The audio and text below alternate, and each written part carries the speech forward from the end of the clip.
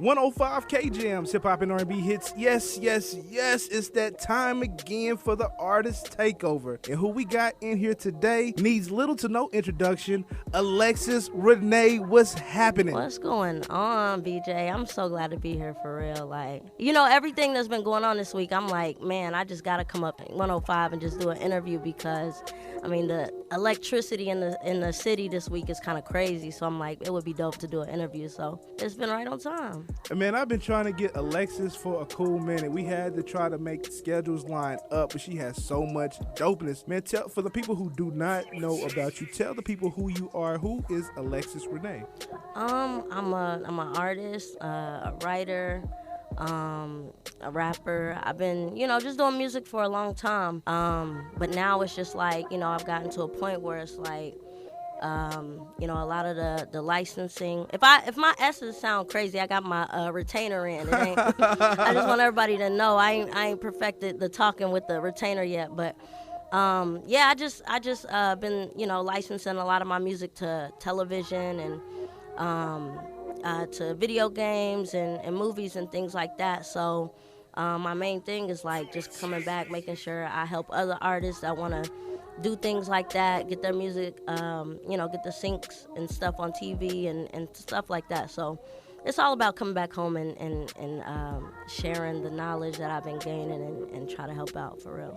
Let's talk about you helping out, because I ain't gonna lie to you, every time I look up Alexis Renee is on something. It's a good feeling. It's like, oh, she's dope, she's on that, oh, she got a feature with that, oh, she's doing a song with that. You gotta keep moving, man. That's the thing. Like, a lot of artists get, they start celebrating at a certain point. And, before the victory is there. And it's like, yeah, we're going to have a lot of short little, celebrations. But I came up playing basketball. What position did you play? Point guard. Hey. And shoot guard, just depends. My shot wasn't as good as my, me taking it to the hole. But what I mean is, like, when you play sports, you have a mentality like we don't celebrate before the buzzer go off. You know what I mean? And then after that, we get back in the gym. I want you to repeat that last part, please. I hate to stop you, but please repeat that last part again, because somebody wasn't listening. Yeah, we don't celebrate till the game is over. So, we'll put up some good points and we'll get back in the game, get our head back in the game. After it's over, we get back in the gym early in the morning. So that's kind of how I look at this music stuff. Like, there's some dope things. I work with a lot of dope people. Some stuff to put on a resume, but like they said, it's a marathon. So my main thing is just to make sure that, I have something else coming up. I have something else that I'm working on. So I'm always trying to do better. I'm always trying to, look for the next best thing. So that's really what I'm working on right now, is just trying to line up the next couple of moves, make sure that, once you get to a certain point, you have to swing around and tie it back into like your roots. So I never want to be out of touch with where I come from. I live in Atlanta. I know we didn't, I moved to Atlanta a while back, and so I definitely never lost sight of, like, I'm from Oklahoma. I was born in Muskogee. I moved to Tulsa. Hey, shout out to Muskogee. Yeah. Hey, I knew you was tight. Yeah, so I'm like, man, I gotta find a way to tie it back home. So it's a lot of artists that have come to Atlanta. They lived at my house. I found them living situations. I've hooked up interviews, introduced them to, producers, introduced them to Jazzy Faye, playing beat, whatever Jazzy I can do. Fizzle? Yeah. That's like my big bro. Yeah. But, my point is I just always have been thinking of ways to how I can help people that are here in Oklahoma and tie it back in so that we can all do this together. Because it's not, I think everybody has always wanted to do it by themselves. And even me, at one point when I was coming up, it's like, man, I want to be the first from Oklahoma to do this. Everybody wants that, but it's no way to do it by yourself. Right. So my thing is just putting everybody in position so that we can all move together. I like that, man. We're going to have to take a short commercial break, but y'all heard Alexis Renee. There is no I in T, and we need to get together for unity. There we go. Right back. We'll be right back in the Artist Takeover, 105K Jams. 105K Jams, Hip Hop and R&B hits. We are back in the artist takeover with Alexis Renee. She's still in the building. Still here. Kicking it. And I got a question for you. So earlier we talked about you hooping. You was the point guard. You was out there talking about being a floor general and stuff. You feel me? You know what I'm saying? A few little highlights out there you might find, you know. I ain't gonna speak on it. You might find a few highlights. Hey, out there getting buckets. But what was the transition from basketball to music? What was the change? What happened? So I played in middle school. I played in high school at Memorial. I went to Byrd, then I went to Memorial. Hey. And you know, we played with the same squad. They kind of moved up, but it was just some stuff in high school with my coach that she was trying to. Well, I was wanting to be on varsity, and freshman and JV I was like scoring like 30 points a game. It was actually what? No, it was crazy. It was actually really dope. And then I was just like, dang, I want to be on varsity like so and so. Like, why? You know, what is it with me? And I was talking to another teammate, and she went and told the coach or whatever, and the coach just well, I remember she had gave me a varsity jersey, and I was just sitting on the bench, and I'm like, this is not what I want. I was talking to a teammate, like, I didn't want to do this. I didn't want to sit on the bench. And she told the coach. The coach ended up kicking me off the team for that. And what? So I was like, well, I got to switch schools. And so I switched schools, and, you know, she basically just reported and said that I was recruited by the other school, and I had to go and petition up in Oklahoma City and stuff like that just to, you know, try to play that following year. But they made me sit out a year. She wrote a long letter, and I had to sit out a year. And so I came back junior year, and it just wasn't the same. I still played and stuff. I had went to Edison, and it just was, you know, that year that I took off, I had just really jumped into music heavy and just was dropping mixtapes at school, selling, you know, CDs and stuff. And I just kind of, you know, fell in love with that, and came back, and it just wasn't the same no more. Well, I don't know the lady in particular, man. That sounds like a hater move. I should shout her out. I don't want to call a spade or nothing, but that sounds like a hater move. It sounds like hey, it's tough. You know, in sports and stuff, they got it. It's crazy. Like they don't realize how much that affects people's lives. You know what I mean? Just decisions that the coaches and stuff make. But I mean, it is what it is. Like, I feel like everything happened for a reason. So, you know, I'm not mad at her no more. Yeah. I felt like it was a love and basketball moment. Don't ever let her. I wouldn't be on 2K though if she didn't kick me off the team. I was just about to ask you about that because you are going crazy. Like 2K, that's my stuff. Yeah. You know, we got. You can play for real. Yeah, I can play for real. Okay. You know, my guy Stahl. Hey, man. Let me tell you about Stahl. He cheated, man. He caught me in a slump. I can see that. He caught me in a slump, and he ain't never let me live it down. But I get buckets for real. For real. Who do you run with? I really play with any team for real. Like we just put it on random and just play. That's how you know you. That's baller. something ain't nobody. You know, not too many people can do that. So I don't know if you do that.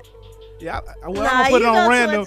Now I run with the Trailblazers. I go get Dame and I go crazy. Yeah, that's, you know, I feel like I can play with anybody, but and that, you know, in real life too. So if you ever outside and you got a court in front of you, just give me a call.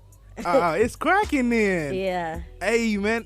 So how did you get in the mix with 2K? Because, you know, coming from where we come from, you know, that's like, you know, the head explosion emoji. Yeah. Like, what? Yeah. That's how it was. I woke up like I was just checking my email. In the middle of the night, I was in the bed. I'll randomly just refresh my email and just see if anybody sent something. Right. I'm like, what the 2K? Because I remember I did, you know, send it in, but it was like, I don't know, 6 months before that. Right. And they said that they wanted to use it. I'm wake my boyfriend up like, babe, they said they want to put my song in 2K. And I couldn't even get in touch with the producer. I was calling him to tell him, and I couldn't even reach him. And so, like, I mean, it was just a situation with United Masters. You know, they have so many different opportunities for independent artists. And I have a distribution deal with Empire, but I like to try out different distributors just to see what the benefits of each one is, and, you know, release one through like Empire. I might release the next one through whatever, just to kind of see what I like best about each one. And that one, I just put, it was the first song that I had released through United Masters, and they chose it to be on 2K. So I was like, dang, that's kind of poetic justice from the basketball, kind of like coming full circle in my life. Eat that basketball, coach. Yeah, I might send her a copy. Music now. I might send her a copy or a plaque or something. Hey, okay, this is kind of petty now. So you and your boyfriend, have you ever put the soundtrack to You on while you was whooping him? Nah, I should though. I should, because he definitely is not better than me. So I might have to. That's a good idea. Like, you hear that? Put it on TikTok, right? I'm whooping you, and it's the soundtrack to it. I might have to do that for real. Look at him back there looking. He know it too. Zoom in on it. He said his cap. Nah, but yeah, that is petty though. You petty. Man, we having a good time, and if you do not know, now you know. Alexis Renee has music on 2K, and if you are having a battle with your significant other, this is the perfect soundtrack to a beatdown. But we're gonna be right back in Artist Takeover with Alexis Renee. It's K-Jams. 105 K-Jams, hip-hop and R&B hits. Yes, we are still in the building with Alexis Renee. Now, I got a question for you, Alexis. What all are you working on right now? What kind of project you got going on? I actually just finished the music video for Rax. Hey. So I just wrapped it up. I'm so glad that it's finally done. It's getting edited right now, but I did the remix to it, and I got an artist out of Atlanta who been, really making a lot of noise. His name is Euro Got It. He signed with Authentic Empire, and he got a single out with Future right now that's going crazy up there. So I got him on the remix. We shot the video, and so I don't know when we're gonna drop it, but it's gonna be really soon. That's dope. Okay, I'm not an artist. Like, take me through the getting ready to step in the building, step in the booth, and just get in your mode. Like, how does Alexis Renee turn into Alexis Renee when she gets in the booth? Because I know it's a process. Yeah. What I started doing was. Like, I'll go in the booth, I'll hear I don't even really like to listen to beats before I'm ready to record, because I used to sit down and just write them on a piece of paper. But now I'll go in the booth, I'll hear the beat, and I'll kind of hum out a melody, and I just make sure that the emotion is on the track first before I think of any words. So if I get a cadence or, a melody, I'll just get on the back, and I'll be like, okay, I keep that.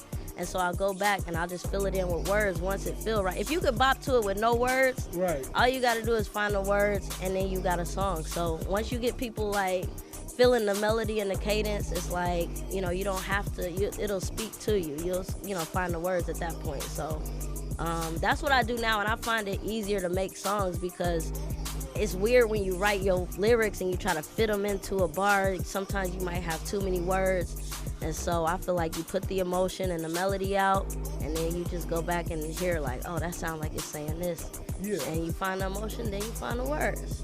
Okay, I got a question that's going to make you kind of think a little bit. What, you want to drop a record? Man, I'll be on there. You might be the next thing. Y'all don't want to hear my voice. Like, me. Ooh. Hey, it might be there. What is one song that you created that when you hear it, you like, yo, that's it? Like, what is your favorite song that just gets you in the mood? When you hear it, I don't care what kind of mood you're in, you just get up and be like, yeah. I think it's kind of hard to say because usually it'll be like the newest song that I've done. You know what I mean? Because songs get old. But I will say one that meant a lot for me is Panamera. It's a record that I did. It was produced by that dude Sneed, and he, my boyfriend. He keep it in the family. He produced it, and we were kind of in the same place in our career at the same time. And Jazzy Faye, when we were going back to the studio, Jazzy Faye was at the studio, and we were just so hype about this record we had recorded at my house. And then when we went to the studio, he happened to be up there, and I was like, hey, Jazzy, I got something I can play you. And we played it for him, and he went crazy, and he's like, he told his business partner, he like, hey, we got to sign her. We need to sign her. So I'm looking at him, I'm like, dang, this is the first time somebody actually like said that to my face, and it's like somebody that I look up to, like a big producer that I've always watched. And so how did y'all link up? Just at the studio, like right after my mother passed away in 2016. And so I was down here for a little bit, just getting my sister adjusted to living in Oklahoma again, because she had to move with my dad. And I had to go back to Atlanta. I'm like, now I got to get my life together again.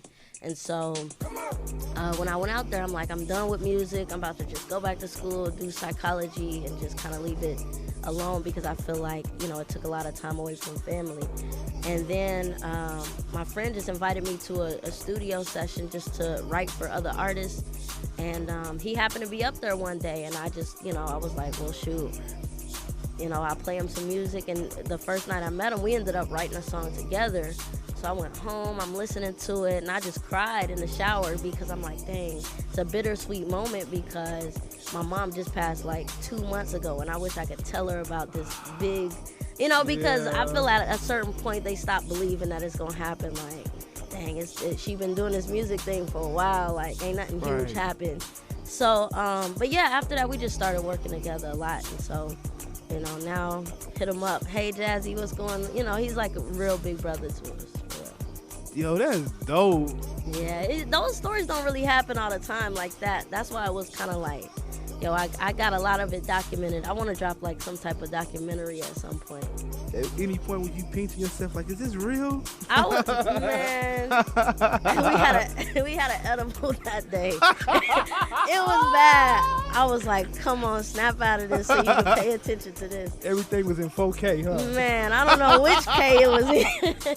But we was in there, I'm like, man, this is like an opportunity of a lifetime. And this was, like I said, it was in like 2016, and I'm like, you can't really, miss an opportunity like this. I had a friend who we both had shared it, so like we were both in there just kind of chilling, and I'm like, nah, I gotta snap out of this, and I worked on the first song that we did together. It was just a song that we wrote for another artist, and as we kept writing, then he actually started to see how I was as an artist.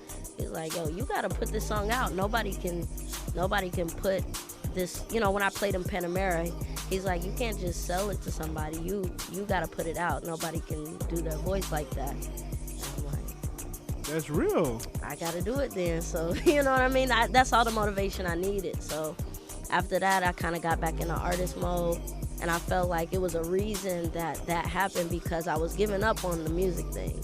And I was like, I'll write for people, but I'll never do it again. So once that happened, I was back on it. I was back on the gas. Okay, let's keep the music for a second. I know you talked about Jazzy Faye being like big bro, but who are some of your musical influences?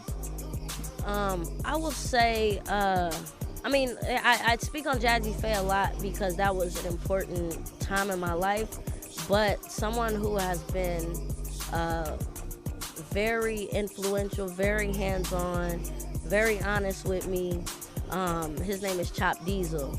And he has a production background as well. He done worked with the Diddy's, the Nas, everybody, all the great 50 Cent. Resume long. Yeah, resume super long. And he really took us under his wing and has taught us a lot, like taught about the business, about how to move, how to treat people.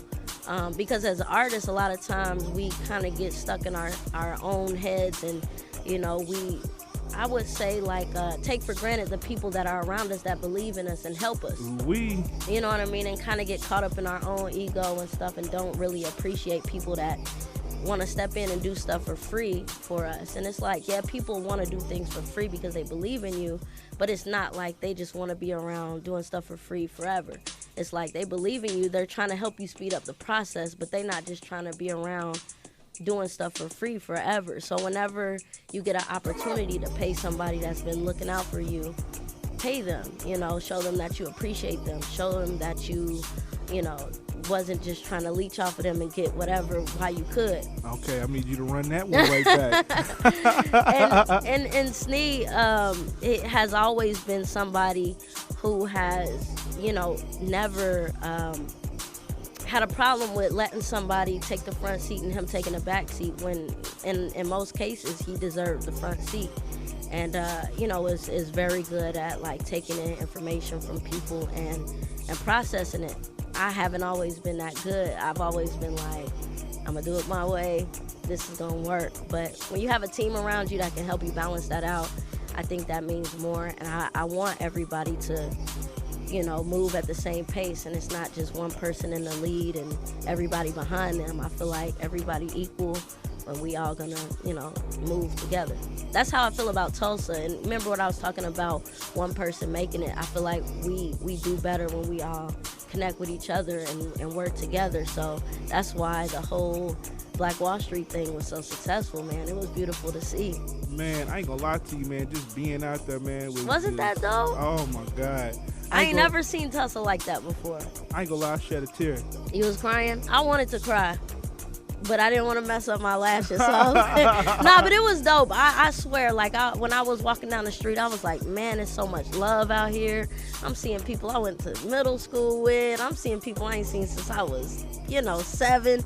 And it was just everybody out there showing love. Performances was dope.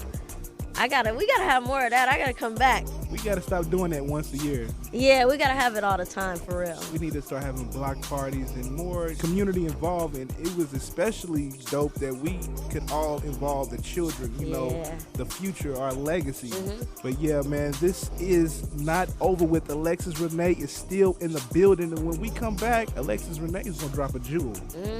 Big gems. Big gems. We'll be right back right here in Artist Takeover. It's K-Jams. 105 K-Jams, hip hop and R&B hits. Yes, we are back in the Artist Takeover. Alexis Renee, you're so dope. You have set the bar high, but it's a lot of people out there, especially the little jits out there looking up to you. And do you have any kind of like gem or knowledge for somebody who's maybe have a mental block or going through some things, but they're trying to keep going, trying to keep their foot on the gas?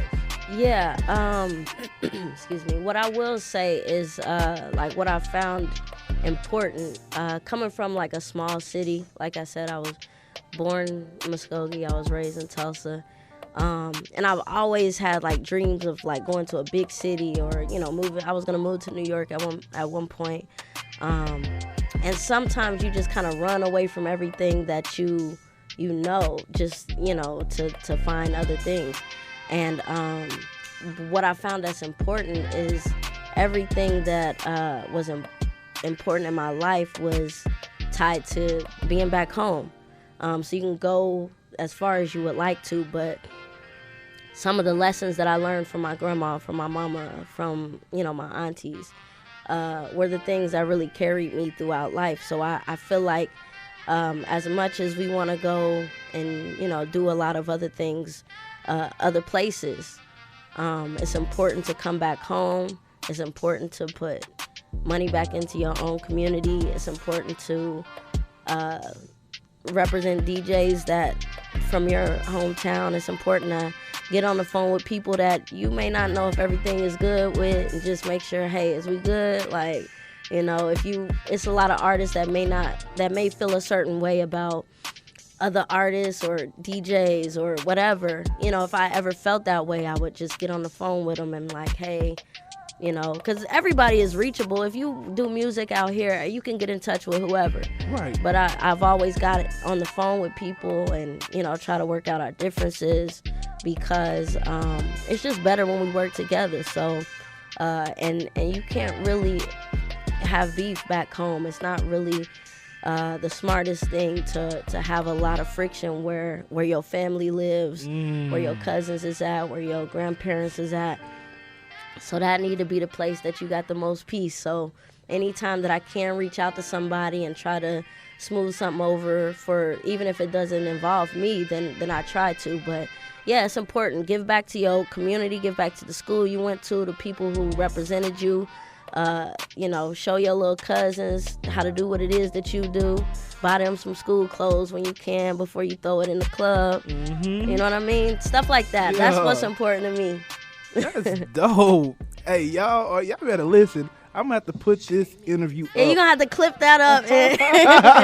Flip that up, put it on the gram. Man, from the reaching out, instead of don't go on social media, reach out over the phone. If you have a problem with that person, address it with them. Yeah. And then look out for the youth, especially the little cousins coming up. Man, it ain't nothing to go buy. Spend $100, couple $100 on some school pants. Right. I promise you, they'll never forget that. Alexis in here dropping jewels. Plenty gems. What Khaled say? He got the keys. I need a shirt. I need to make a shirt. I'm gonna think of a dope little slogan. And I'm gonna drop some shirts, and I'm gonna just give them out. Hey, man, tell the people where they can follow you, where they can reach you, where your music is, everything. Everything is So Alexis Renee. All of the music, you can find it on every platform. Alexis Renee, you can find Racks, you can find 150 with A-Star, 24K. Everything on social media is always So Alexis Renee. So I say you can find me everywhere. I kept everything the same. It's SOALEXISRENEE. And just hit me up. I hit everybody back. Hey, that's dope. And she is super dope and super reachable. And she will help you if she can. But, man, we are out of this piece. For this episode of the Artist Takeover, Alexis Renee. Can I say something to you real quick? Go ahead. I just want to say thank you for having me up here. I appreciate everything you're doing. I've been paying attention to it, and I know you got your ear to the street because I've been seeing how you've been moving. You know what's coming up and everything, so I really appreciate everything that you're doing, and I think it's really important to everything that's going on right now, so keep doing what you do. Bro, that is tight, man. I said I wasn't going to cry. I ain't crying. Don't cry again. You. Hey, you're sweating. The walls are sweating. It ain't me. You crazy. It's K Jebs.